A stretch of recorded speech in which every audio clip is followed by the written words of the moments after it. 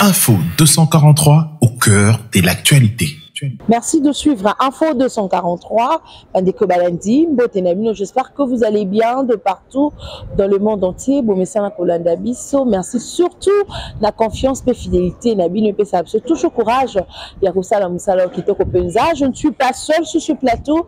Je suis avec mon invité. Lui, c'est Floribéa. Il est du PPRD, il est du PPRD. Avec lui, on va parler actualité. Actualité oblige, on doit parler et marteler sur ça. Bonjour et bienvenue, Floribéa. Oui, merci beaucoup, moi Namboka. Il faut rectifier une chose. On a rectifié ensemble. C'est bon. PPRD, c'est la famille politique. Voilà. FCC, mais nous, c'est Kabila Forever. Ah. J'aime bien que je sois présenté par ma structure. Je me sens trop fier quand on parle de Kabila Forever. Voilà. Mais sinon, le PPRD, c'est un parti politique qui a géré, qui était dans... qui a donné le meilleur de soi. Malheureusement que nous, on n'a jamais géré jusque-là. Voilà. Donc, c'est ça la différence entre Kabila Forever et le PPRD. Mais sinon, le PPRD, je salue d'ailleurs le camarade SP, Chadari, là où il se trouve. Et puis, je pense qu'on va passer de très bons moments. Parce que les Congolais fandi un peu trop, lobby Floribéa. Il y a beaucoup de choses où ils ont les canaux. La malédiction de notre pays aujourd'hui, c'est l'union sacrée. Oui, la malédiction. Il y a eu une malédiction qui vient de la part. Avant. Il dépêche des malédictions en Mboka. Voilà. Vous allez voir que Mboka a changé même système, il y a climat qui a changé par rapport à la malédiction. Ce qui est bimi, makasi. Ce qui peut les bêtis et ton d'ici banda kwa batu makasi. Donc on se demande est-ce que Ndeko Antoine Aza Oyo biso tokanisaki. Parce qu'il y a une différence entre la fils biologique et la fils idéologique. Les autres comprendre que Ndeko Antoine Aza simple fils biologique, il y a Étienne Tshisekedi, mais Aza fils idéologique, il y a Étienne Tshisekedi. Parce que la gestion, il y a Ndeko Antoine. Ndeko Antoine, gestion, il y a Yungulu, c'est-à-dire qu'il est incapable de faire maï, tonine. Donc, il y a gestion, il y a en lambeau, sa gestion est en lambeau. Biloko nyonso azo simba, ezo bunga, Ndeko Antoine azo bungi sabana, yemoko azo tenir compte nangote, bazo kidnapper ba Congolais, bazo enlever batou, donc Ndeko Antoine aza à l'aise. Il n'y a pas de solution parce que quand on parle, il ne faut pas parler de procès. Quand on parle de la sécurité d'un pays par rapport à notre pays, c'est le ministère de l'Intérieur. Et il faut que le ministère de l'Intérieur, Bachanani, besoin militant. Il y a parti politique, PCA secteur très sensible et intérieur. Peter Kazadi, que je parle, a géré en gros. Lui-même, il est trop sensationnel. Dans son chef, il n'y a pas du sérieux. Au moniteur un certain militant de l'IDPS. Donc c'est ça l'exemple que vous prenez. Et quand on parle de sécurité, il y a un mécanisme domaine, il y a sécurité. Mais tout n'a Peter Kazadi. Mécanisme nini ye ache pour sécuriser mboka na biso. Est-ce que na kati ya secteur na rôle na eza ya sécuriser population na ba bien na ye? Est-ce que population est sécurisée? Est-ce que ba bien ya population est sécurisée? Donc vous allez comprendre que la population n'est pas sécurisée, le bien de la population n'est pas sécurisé, insécurité et zokola. À l'époque, l'insécurité est à l'est de la République. Mais l'insécurité est coïti na siège des institutions où est la capitale, insécurité na Kwamuntu, na ouest, insécurité na sud, insécurité presque partout. Si na Congo central, to monaki, bato bazo voyager, bache mabanga, botoli, bachombo, basali donc, mboka na biso komi mboka mogo mupaya kokuya asali n'importe quoi. Akimi, quand je parle de mupaya, je fais allusion à Batunion sur bazo seme insécurité na mboka na biso. Général Kassongo, ma topé à Tiki Ngwende et pas y a sous réaction. Est-ce que insécurité aussi? Est-ce que c'est ça le problème? Parce que ce que article 91 de la Constitution, la police publique et la question de la politique publique mise en place par le président de la République. Parce que l'administration armée dans la police et travaille en concertation avec le président de la République. Voilà. Quelle est la politique publique mise en place pour la police na biso ezonga na banor? Voilà. C'est ça le problème. Ndeko Antoine aloba ki yemogo ki akoyoka donc muto akopesa ye ba leçon azate. Autosuffisance intellectuelle. Eranga na yoka ki discours wana. Ndeko Antoine alobi yango, je me suis dit il fallait tout le monde na ba conseiller na ye ba missionnaire. Mukeli kamwande ko Antoine, ça quand même chef de l'État. Bongo kombo na ye yango wana ti. Yebisanga ke Antoine eza kombo na ye. Mais à président de la République. Oui, mais le président de la République, voilà. Kombo na ye Antoine. Vous comprenez? Yango wana nazo benga ye ndeko Antoine na kombo na ye. Est-ce que na changé kombo na bengi Clément? Okay. Donc, c'est-à-dire ici, il est question de la définition de la politique publique où Ndeko Antoine a coché en place. Il y a une différence. Aujourd'hui, Ndeko Antoine, au lieu de définir politique, il y a la politique na sommet à l'État. Ça, la politique, par exemple, la politique, mais au moment où on gérer, il faut que définir politique dans chaque secteur. Mais beaucoup de gens Ndeko Antoine a commis la politique na sommet à l'État, a définir politique dans secteur X ou Y. C'est ce qui pose problème aujourd'hui. Voilà. Et aujourd'hui, est-ce que Ndeko Antoine a la fière, il y a la présidente de la République dans Mboka na biso.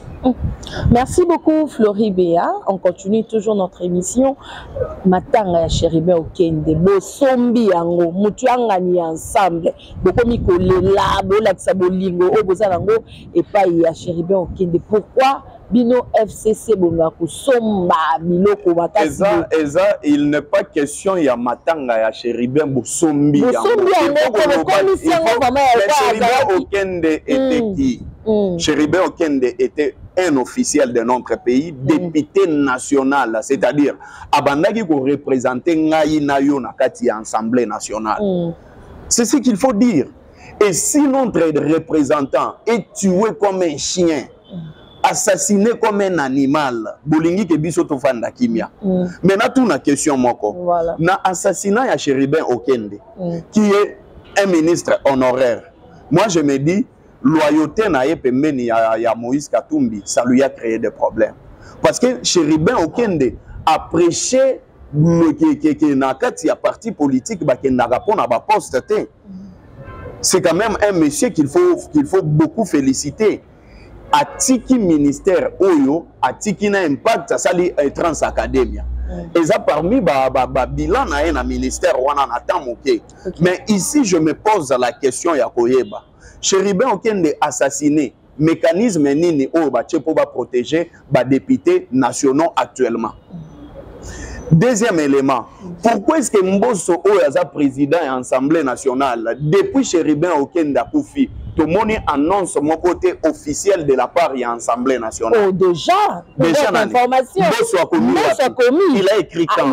Et qu'est-ce qu'il a dit? Oh, il avait écrit. Il a écrit quoi? Il a écrit ce que vous êtes informé. Je vous informe que l'Assemblée nationale avait écrit. Jusque-là, il n'y a aucune lettre officielle. Mais pourtant, il y en a. Vous n'êtes pas informé. Moi, je pense que. Vous n'êtes pas informé, Yana. Mais la Kisanga, bon, acceptons qu'ils allaient. Acceptons qu'ils allaient. Oui. Je pensais que Mbosso devrait organiser une session extraordinaire. Va inviter Peter Kanzadi, va inviter, comment elle s'appelle, Gracienne Sakala, pour expliquer aux Congolais comment est-ce qu'un député national a été assassiné. On parle des enquêtes. J'ai vu une lettre, il y a gouvernement rwandais. Oh, bah, outi kokoma lettre, bah, lobby que non. Bango ba posa satellite na bango na centre et Afrique. Pourtant, centre et Afrique, ils ont awa na Congo. Et ils ont des éléments oyo bato yo ba pour basala enquête, bango ba kopé ça ba éléments pour ba éclairer situation ya Chéribin Okende. C'est vrai que moi je ne partage pas la vie ya Rwanda, mais s'il a des éléments, pourquoi ne pas prendre aussi les éléments ya bango oui. Puisqu'ils ont parlé des satellites, non? Voilà. Ici, il y a quelques éléments qui ont manqué biso. Oui, certes. enquête ils ont continué comme ça mais la question reste à poser. Nous savons que la mort de Chérubin Okende a été préméditée. Comment ça? Par qui? Je dis ceci, moi aussi. Ça a été prémédité. C'est-à-dire quoi? C'est-à-dire que R. Chérubin Okende abimi ou bimanae ba yeba ki abimi kotambola na ye po ba yeba na temps oyo ya 10 minutes selon réponse ya garde na ye que akendaki kaka sali ata 10 minutes te kotika lettre azonga. Et je me pose la question. Garde na comment courrier? Quoi que déposer? Non, akendaki nde ko déposer na courrière. Donc, bah, si lettre à qui qu'on déposer. Mais la question reste à savoir. Voilà. Le président de la Cour constitutionnelle directement a sali conférence de presse pour expliquer que non, mais Chérubin Okende azala kitote. Mais une institution qui est la Cour constitutionnelle. Voilà. Et en a procureur, il y a Cour constitutionnelle. Et en a administration Mobimba, où il faut même chargé à communiquer. Pourquoi est-ce que cette responsabilité n'est pas partie dans le procureur, il y a Cour constitutionnelle, soit chargé à communication, il y a Cour constitutionnelle, pour éclairer la situation, agitation, il y a président, il y a Cour constitutionnelle, et il y a intervenir dans Makambouana pour Nanine. Ça, c'est juste une question autour. Voilà. Maintenant, on a les populations lambda, peuple Oyo, Azana sécurité. Ceux qui députés national assassiné avec beaucoup de légèreté, biso population, Naïna yo Oyo, Tozana sécurité, Tokosuka Bondo. Voilà. Est-ce que Bino Lelo va vous digne la partie politique, vous êtes digne au Makamba meurtre?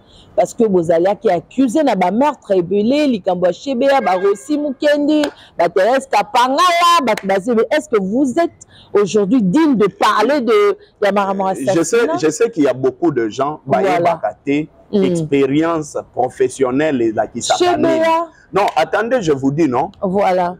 Expérience professionnelle et la qui s'est expérience c'est à dit il y a ba vécu na oyo mutu asalaki c'est-à-dire mutu oyo a vivre événement asalaki makambu pendant un moment il a de l'expérience et il peut donner des leçons. Voilà. Nous les FCC nous avons géré ces pays pendant 18 ans. Oui. Et pendant les 18 ans, excusez-moi j'avance, voilà, pendant les 18 ans que nous avons géré ces pays, nous avons géré Bolamu, Namabe et puis nous avons tout assumé.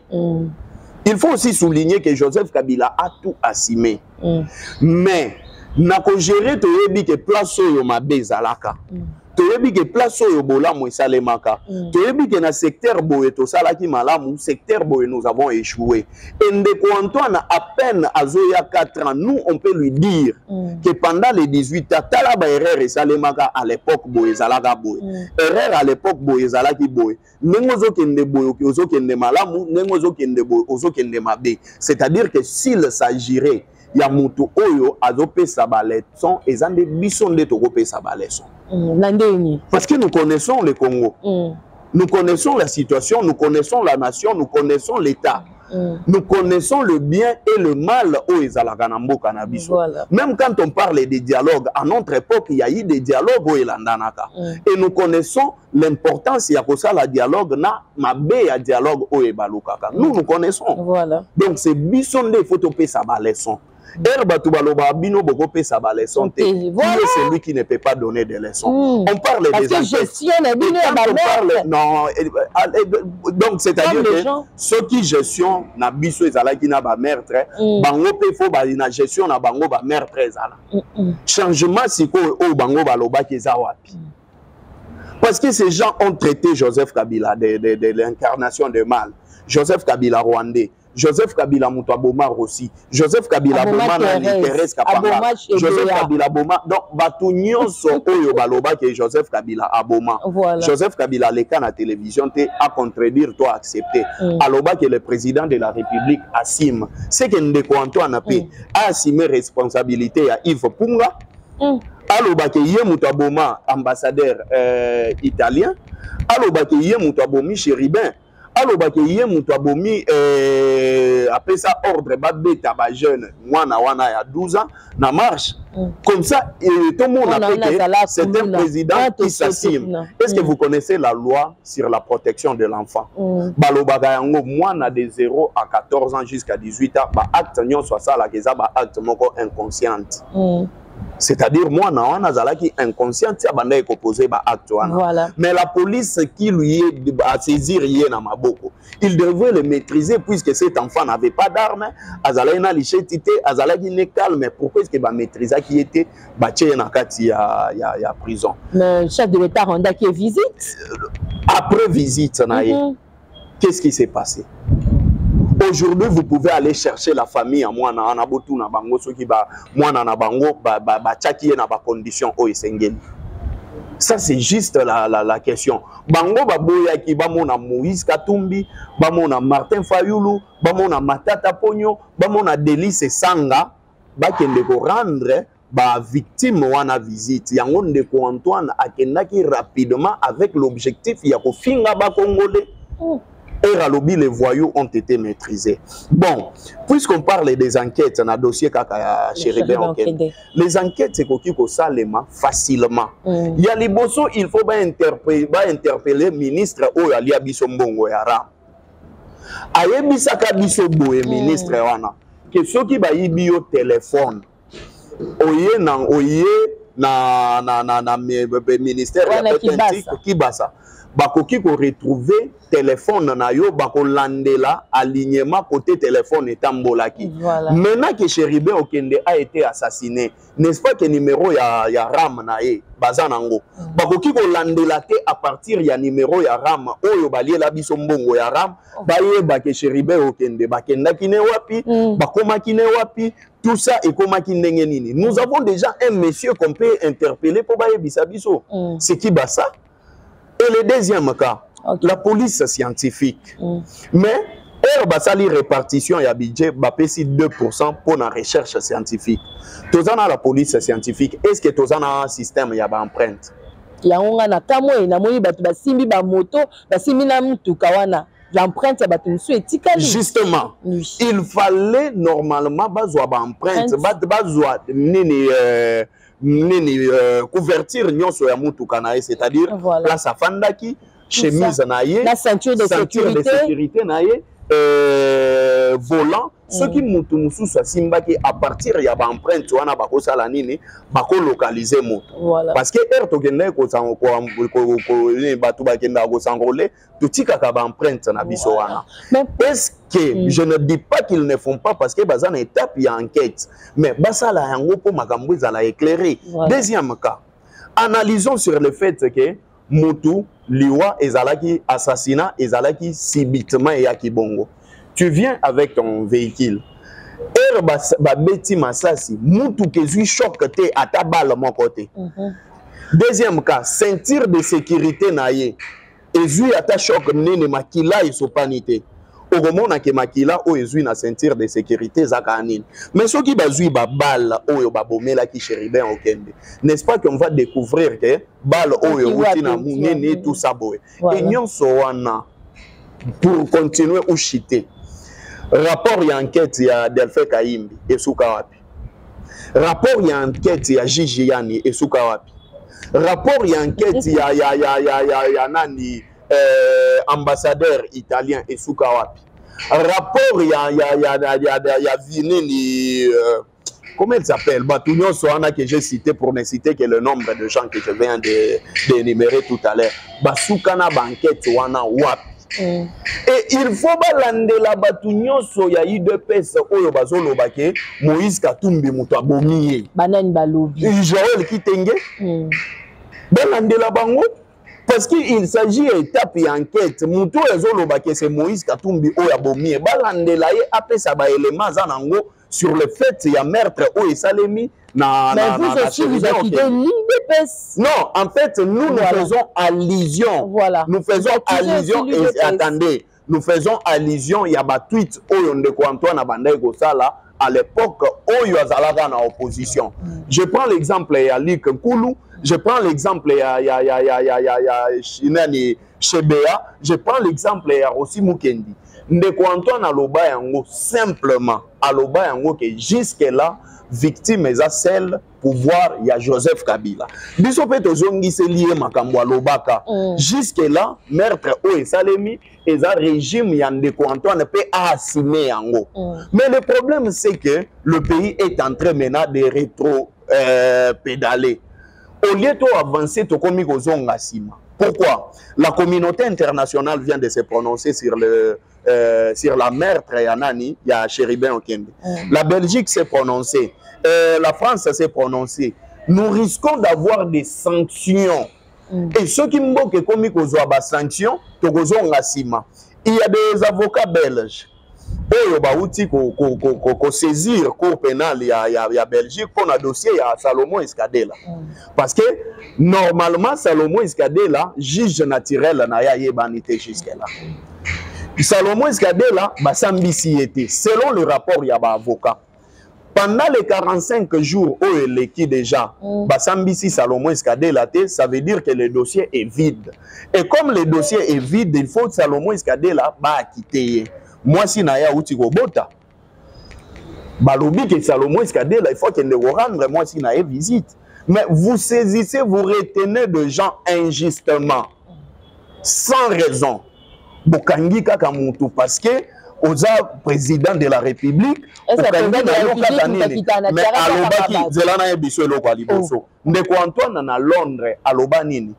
Moi, j'ai tout intérêt à se venger par rapport à la situation où on a vivre. Il avait déjà prémédité ça. Il avait prédit ça. Qu'il a tout intérêt à se venger à Londres. Il y a la vidéo sur le ligne, il a la vidéo. Alors, Azan a tout intérêt à se venger. Na lingite soki na komi ko sala yango balobake na bandi yango kaka na batu ya FCC. Na lingite soki na bandi ko sala yango, c'est-à-dire qu'il savait déjà qu'il doit se venger par rapport à makambo oyo ba vivwa ki na Mobutu. Mais la question reste à savoir, on est président d'un parti politique ou on est président de la République. Le président de la République, il est le symbole de l'unité nationale et de la cohésion nationale. Mais Ndeko Antoine a outaki ko yamba batu ayi de pesa. Ayamba batu ya PPRD, ayamba batu ya FCC, ayamba batu ya Lamuka, batu ya ensemble. C'est-à-dire que Ndeko Antoine, selon ça, non, est-ce qu'il y a invité qui bat? Bonga boyate. Ngaku tuna luka ganda yamba poto tune ba question. Omoni ba question ba tuna ge, ba sali sa ge ba ji. Jo zo e farafa. Na obi ayambi pena ke non batu ya opposition bo to tune ba question. A répondre était na za sir jour wana goliate parce que nous allons lui poser des questions au esengeli pona ye. C'est ça le problème qui se passe. Donc le dossier Chéribin Okende tozolo bayango eza dossier moko ekozala impardonnable. Là, vous accusez le chef de l'État. J'ai dit c'est un dossier qui sera impardonnable. Impardonnable si vous savez la personne ou bien Moutou Abomi, Moutou, c'est ça. Nalobi boye. Voilà. Mais Balobi qui est enquêteur bazawa, non? Ils sont en train de faire des enquêtes. Mais Bala qui s'habille. Impardonnable, vous n'allez pas pardonner qui? Tout celui qui est derrière ces manœuvres. Et j'ai aimé au moment où famille Naye qui portait plainte contre l'inconnu, mais qu'ils prennent les vidéos de gens de l'IDP, c'est pas qu'ils ne peuvent répondre rapidement. Les gens de l'IDP, c'est pas qu'ils ne rapidement na ba accusation grave bazo sala na situation. Il s'agit d'un certain monsieur, j'ai suivi au Chéribin Okende, était avec Cheo Kitundu, il voulait voir le président, tout ça. Mais ce sont des gens qu'il ne faut pas qu'ils ne répondre. Batuna bango jour nini yo zalaki na Chéribin Okende. Boye bisabiso, Chéribin Okende voulait voir le président de la République pour quelle raison? Ce sont des éléments ce sont des éléments oyo bango bakoki kozwa. Parce que les enquêtes, il faut ezala, c'est vrai sur le plan scientifique, mais même tout ce qui est verbal. Il faut ezala parmi ba enquêtes au bazo sala. Mais awa tolingi ba enquête mon côté pour protéger les régimes. tolingi ba enquête mon côté pour protéger mon bateau moko X to Y. Voilà. Parce que en ce moment, il s'agit d'un officiel, un député national, un ministre honoraire qui a été invité à la Cour constitutionnelle pour le patrimoine. Mais pourtant, le ministre oyo ba utaka koleka to mona place mon côté ba invité bango pour ba la ki sa ba patrimoine. Parce que ce kotangi article 99, ba lobi fo la ki sa ba patrimoine ya banana yo. Ola qui sa ba patrimoine ya bandeko na yo ya mwasi na yo même ya bandeko ya mwasi na yo. Voilà. Anthony azomi benga prince azo louer ba jet privé. Anthony azo kenda fandi bo et tout ça. Wana nyonso eza na ba patrimoine on ndeko Antoine ayaki nango na pouvoir. Ba bisabiso. Kabou azo louer ba bureau moko ya cher secrétaire général les Amoussala.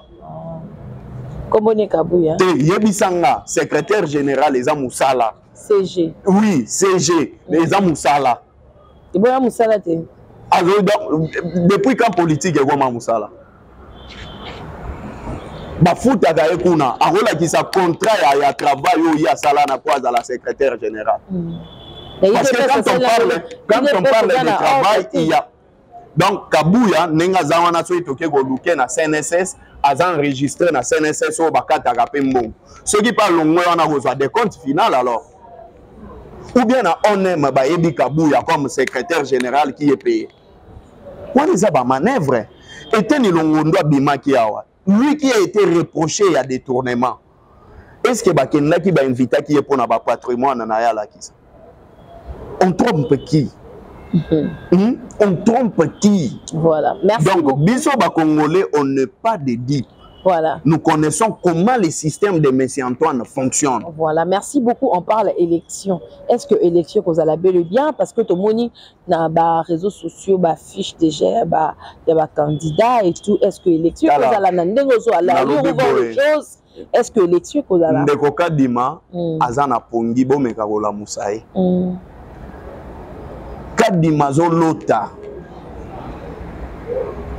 et na banzi kadimago sutuka élément ya liboso ezola kisaka élection ezate élection ezate na lobi élément ya liboso ezola kisaka élection ezate allez-y ba carte d'électeur ndenge ezo se supprimer batu bako voter ndenge nini. Ce sont les indicateurs où ezola kisaka ba carte d'électeur et banini ba carte d'électeur oyo ezani. Et moi, j'ai vu fiche, il y a candidat, il y a UDPS. Il y a un ministre en place, un mandataire. N'est-ce pas qu'il y a violation? Parce que pour aucun candidat, il faut déposer des lettres à démission. Bisabiso, Nicolas Kazadi va déposer lettres à démission. Ba mandataire il y a eu deux pays ba déposer qui ba lettre à démission wapi. Donc élection oyo eza élection moko monocolore oyo biso toza concerné te na yango. Le fait d'abord d'avoir nommé les deux juges à la Cour constitutionnelle, pourtant il y avait déjà des juges qui étaient en plein mandat. Il y a eu violation.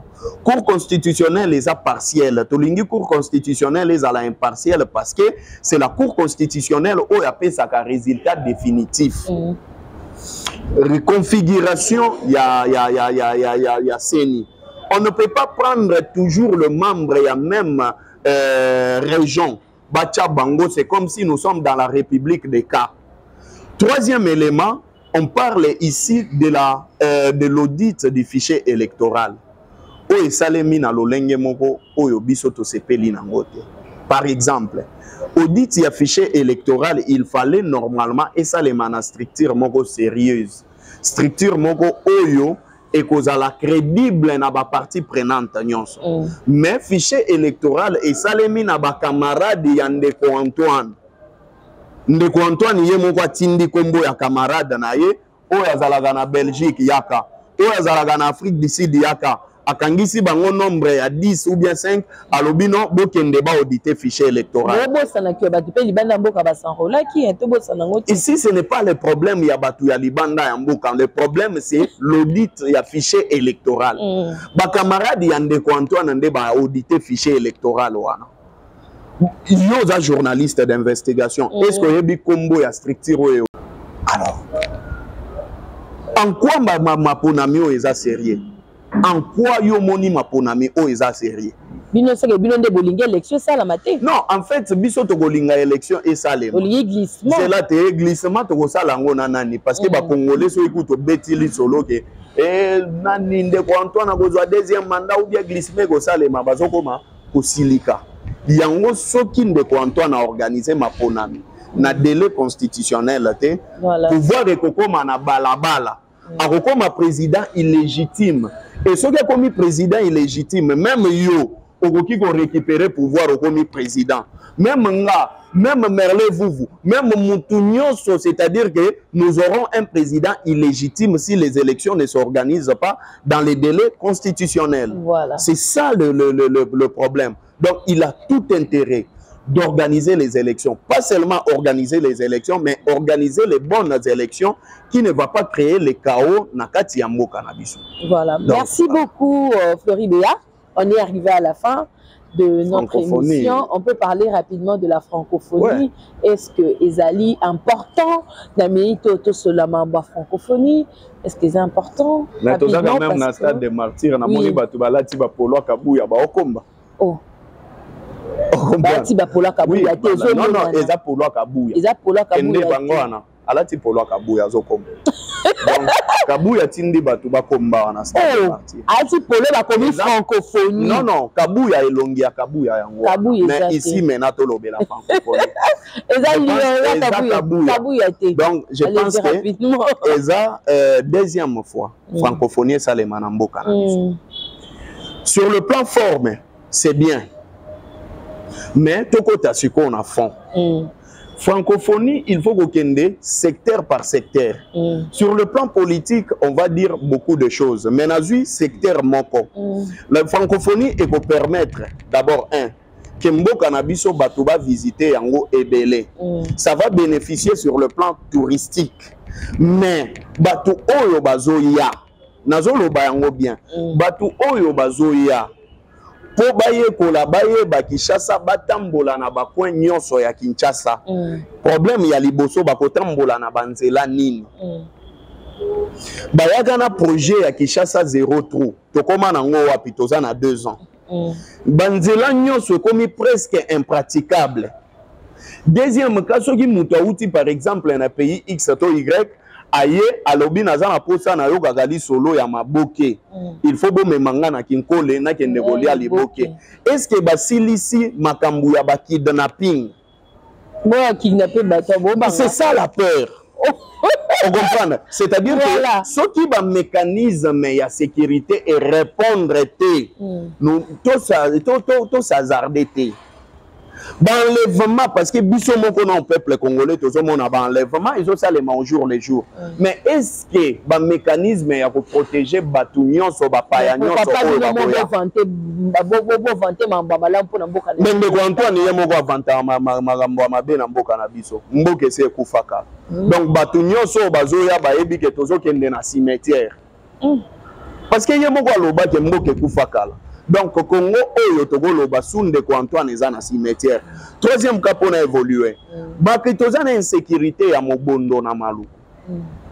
Oyo jusque là batikali ko yebisa biso te le nombre ya batu oyo bakangi pe ce qu'ils ont fait de tous ces gens là.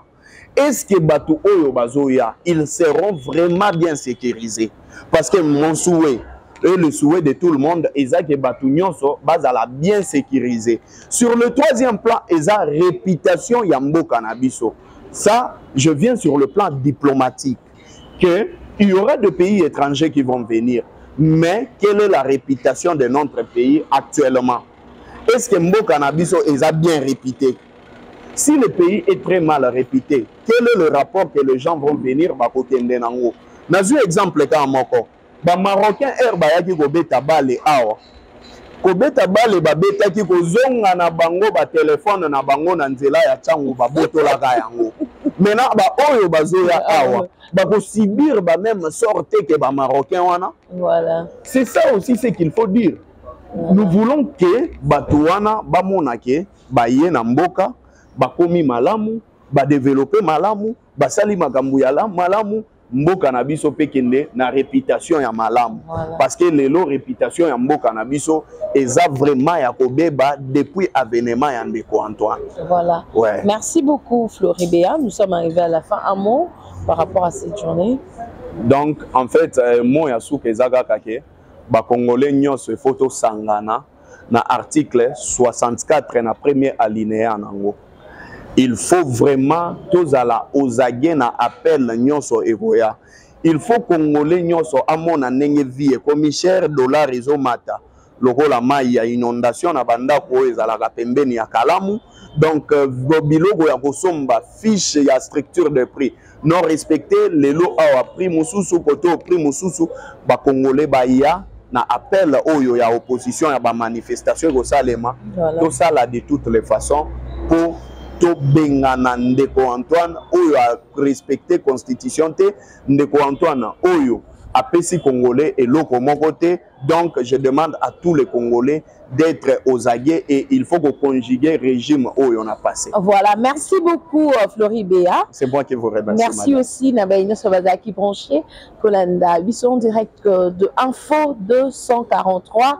Abonnez-vous, likez, partagez notre émission et que ça la biso bien peut permettre à Masolo Info 243 et que des sous Moussika Penza. D'ici là, portez-vous bien. À bientôt. Bye.